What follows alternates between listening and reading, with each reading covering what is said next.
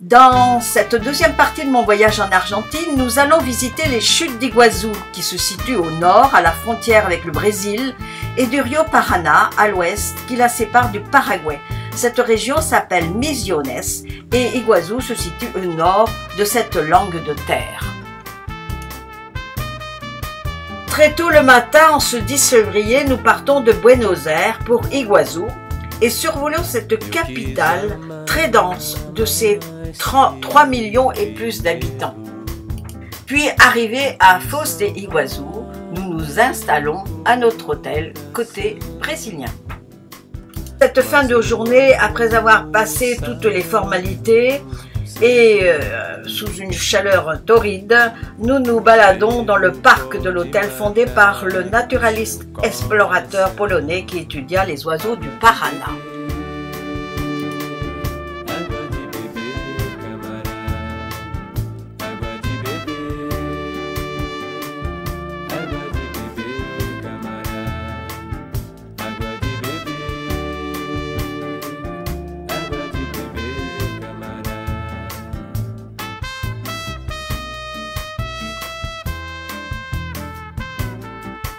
Les chutes d'Iguazú, situées au milieu de la forêt tropicale à la frontière entre l'Argentine, qui a 80%, et le Brésil, 20%, sont des chutes d'eau constituant un site naturel inscrit au patrimoine mondial par l'UNESCO en 1984. La première description du site par un Européen est effectuée par Álvar Muñez Cabeza de Vaca au XVIe siècle. De part et d'autre des chutes ont été créés des parcs nationaux, aussi bien au Brésil qu'en Argentine. En raison de la sécheresse qui touche le sud du Brésil, durant l'été 2021, le volume d'eau des chutes d'Iguazú est réduit de 80% par rapport au normal. Iguazú vient du guarani, I qui veut dire eau et Guazú qui veut dire littéralement les grandes eaux. Il ne s'agit pas à proprement parler d'une chute, mais d'un ensemble de 275 cascades formant un front de 3 km environ. La plus haute d'entre elles atteint les 80 mètres de hauteur. On l'appelle la Garganta del Diablo en espagnol. L'ensemble des cascades déverse jusqu'à 6 millions de litres d'eau, soit 6 000 tonnes par seconde. Ces chutes interrompent le cours de la rivière Iguaçu, affluent du Paraná entre l'État brésilien du Paraná et la province argentine de Misiones. Elle compte parmi les plus impressionnantes du monde. La cascade des 7 chutes voisines était sans doute aussi phénoménale, mais a disparu en 1982 à la suite de la mise en eau du réservoir du barrage d'Itaipu que nous allons voir plus tard.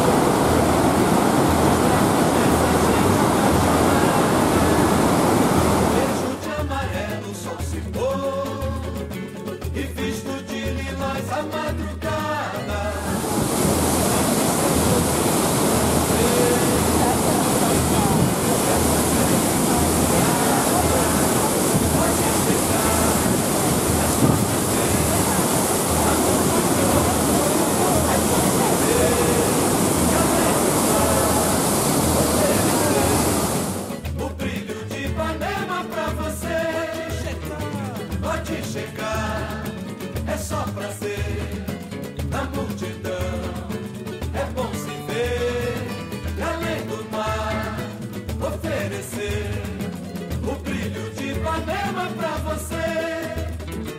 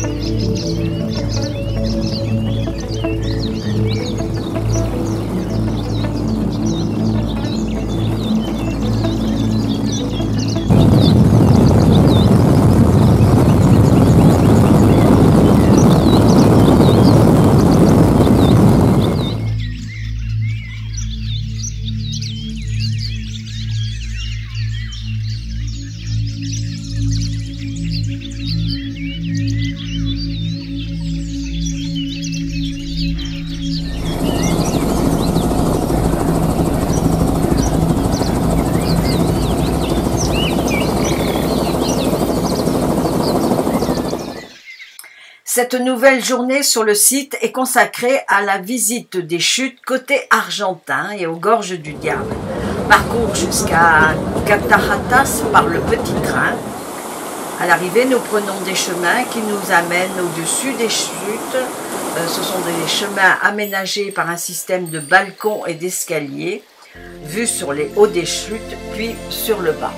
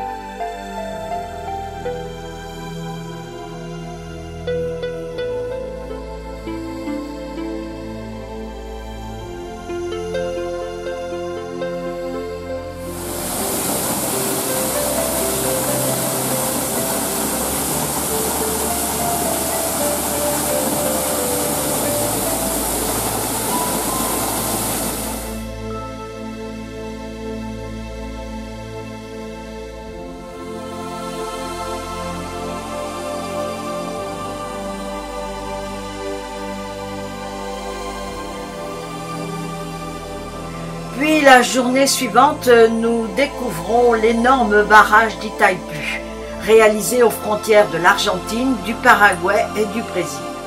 Le barrage d'Itaipú est le plus grande centrale hydroélectrique du monde, juste après celle des Trois Gorges en Chine.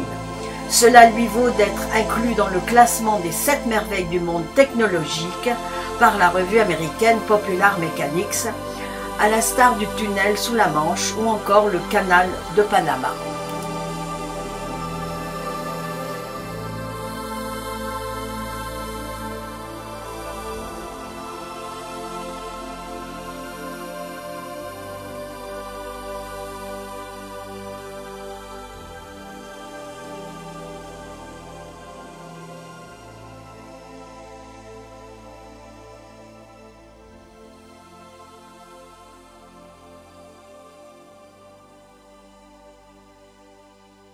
La confluence des fleuves Iguazu et Paraná forme une triple frontière entre le Brésil, l'Argentine et le Paraguay.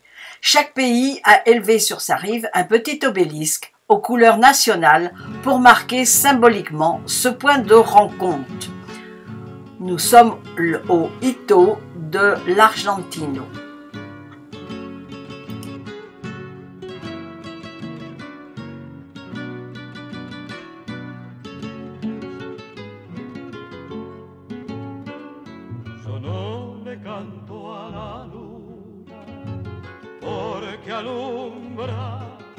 Le soir même, retour sur Buenos Aires et de nuit, vol pour Trelew afin de visiter le lendemain la péninsule de Valdés. À Trelew, nous sommes au centre de la Patagonie dans la province de Chubut qui se revendique être le cœur de la Patagonie. De Trelew, nous nous rendons à Puerto Madryn afin du lendemain de nous rendre à la péninsule de Valdés, aire naturelle protégée inscrite par l'UNESCO au patrimoine naturel de l'humanité en 1999. Nous découvrons cette presqu'île dite péninsule de Valdés, d'une superficie de 3625 km et comptant plus de 400 km de côte. Elle est reliée au continent par un isthme. C'est une terre aride, mais la faune y est abondante, surtout sur les côtes. Mais en attendant, à travers les terres, nous voyons des guanacos, des nandous ou choiques, et des maras ou des lièvres de Patagonie, et surtout de nombreux moutons et chevaux appartenant aux estancias de la péninsule.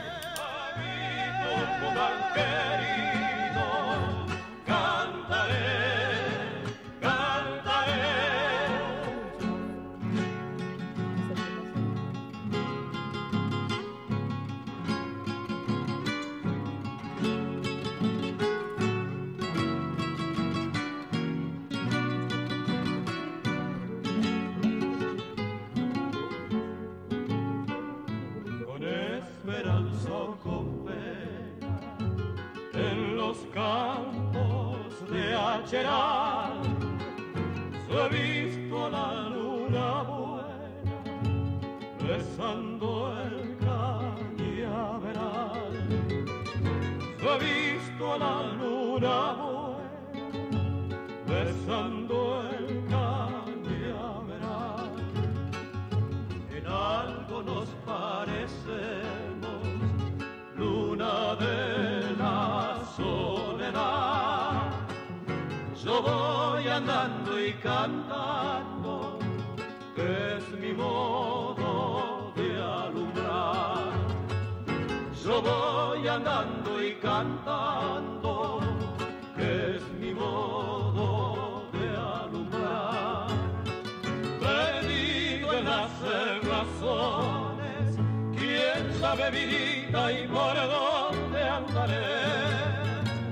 Mas cuando salga la luna, cantaré, cantaré. Amigo Tucumán querido, cantaré, cantaré.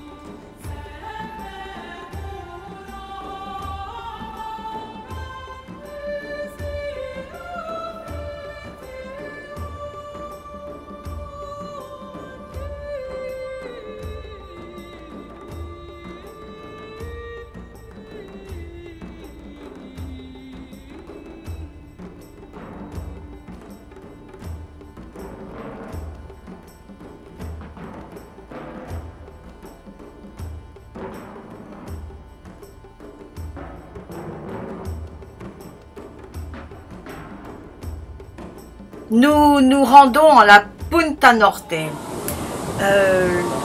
pour découvrir des lions de mer de la famille des otaries. Il est reconnaissable à ses pavillons auriculaires en V et au fait qu'il se déplace sur terre grâce à ses nageoires antérieures et postérieures. Il tient son nom des mâles qui portent autour du cou de longs poils formant une crinière. Un mâle pèse environ 300 kg et mesure un peu plus de 2 mètres, quand la femelle d'un brun plus clair pèse 3 fois moins pour une taille sensiblement identique, 1,80 m. Ils se reproduisent en été.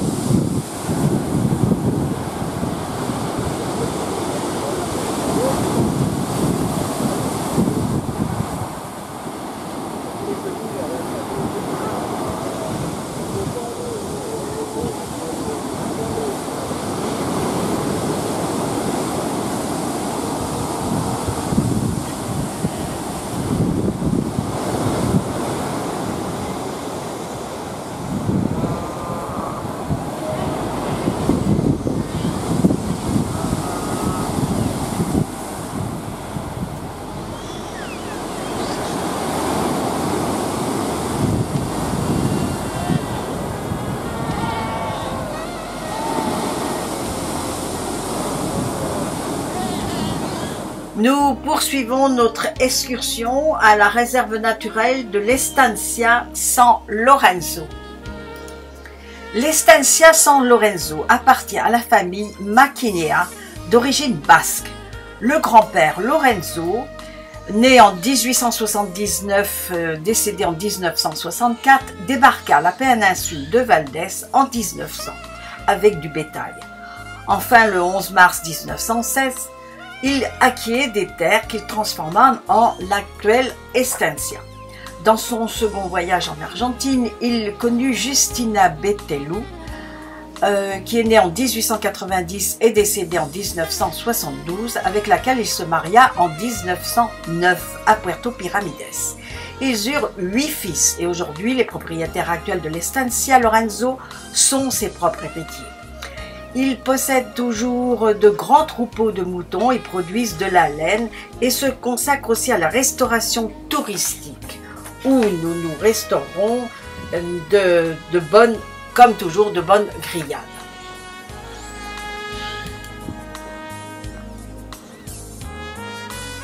Cela fait plus de 40 ans que la réserve naturelle Estancia San Lorenzo est le site élu pour la recherche nationale scientifique et technique de l'Argentine et du monde, ONICET, travaillant pour la préservation et l'étude de la colonie de pingouins de Magellan, qui maintenant est estimée à 600 000 pingouins, et qui viennent nicher sur cette côte entre septembre et avril.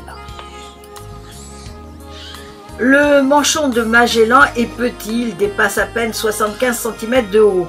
Il est rond, pâteau, il se distingue par son plumage noir et blanc, dont les bandes lui font un habit à l'élégance digne d'un maître d'hôtel. Sa tête noire est joliment cernée de blanc. Son torse blanc, entouré d'une double bande noire et blanche, donne l'impression d'un tablier empesé. Bien que considéré comme presque menacé, il se rassemble en grand nombre sur les côtes sud de l'Argentine. Chaque année, plus de 40 000 manchots meurent en raison de la pollution pétrolière au large. Avec plus de 1 million d'individus, la colonie de Punta Tumbo en est la plus importante colonie continentale au monde. Les familles de manchots sont très soudées et très casanières. Ainsi, chaque année, les mâles arrivent vers la fin août et retapent les nids de l'année précédente pour accueillir les femelles qui viennent y pondre début octobre. Très solidaires, le mari et la femme se relaient pour couver les œufs, élever et défendre les petits. Fin avril, toute la famille fait le grand plongeon et regagne l'Atlantique.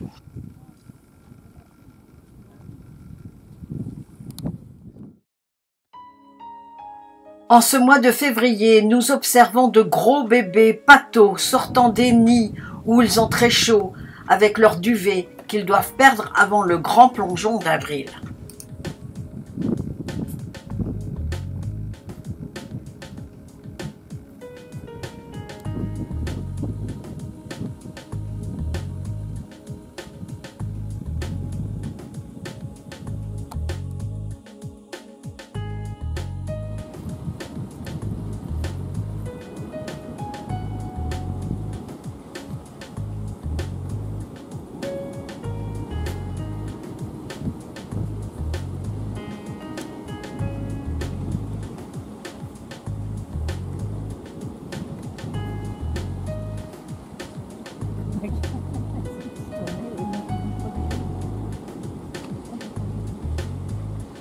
on va pas dire que ça une activité. Mais ça va se baigner quand même. Donc, c'est peut-être pas l'heure de la baignade.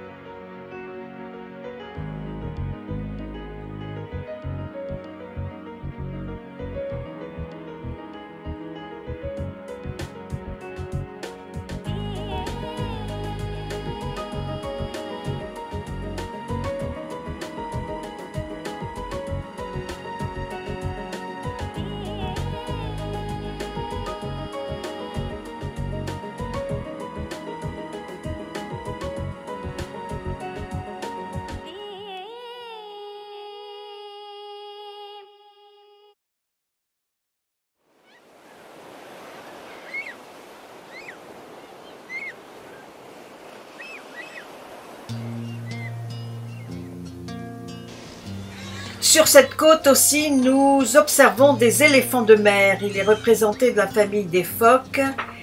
Il se déplace sur terre grâce à ses nageoires antérieures et rampe donc plus qu'il ne marche. Un mâle adulte peut peser 2,5 tonnes et mesurer près de 5 mètres, soit 5 fois plus que la femelle qui ne pèse que 500 kg et mesure environ 3 mètres. Ils se reproduisent au printemps.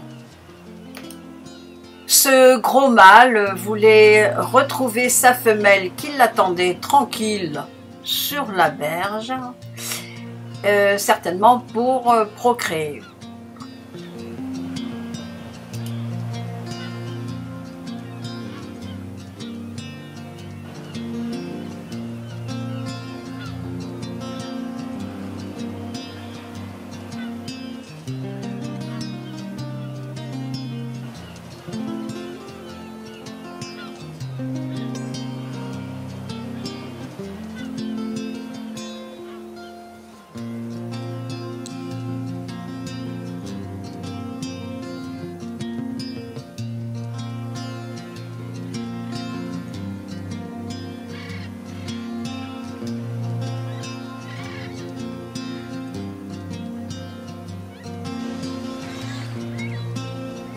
Après la visite de la péninsule de Valdés, retour à Puerto Madryn. Puerto Madryn est la porte d'accès à la péninsule de Valdés où nous logerons 2 jours et dont le seul intérêt sera ces 5 km de bord de mer surnommé le Paseo de las Culturas où nous ne manquerons pas de voir l'effigie du dieu Maradona entre autres.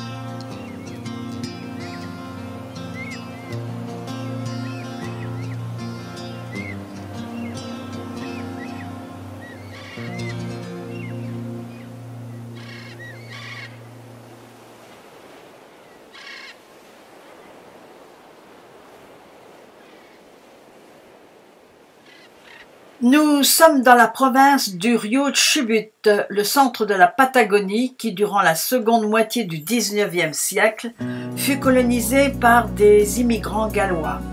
Ces Gallois arrivèrent sur le voilier Mimosa le 28 juillet 1865, échappant à l'oppression britannique et s'installèrent jusqu'à la frontière chilienne. Nous nous dirigeons vers Trélève pour notre vol pour Ushuaia.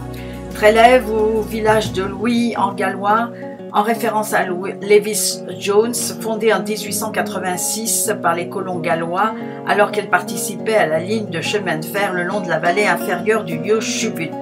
Ville industrielle commerçante et reconnue pour sa production lainière, 90% de la laine argentine, et un haut lieu de la paléontologie.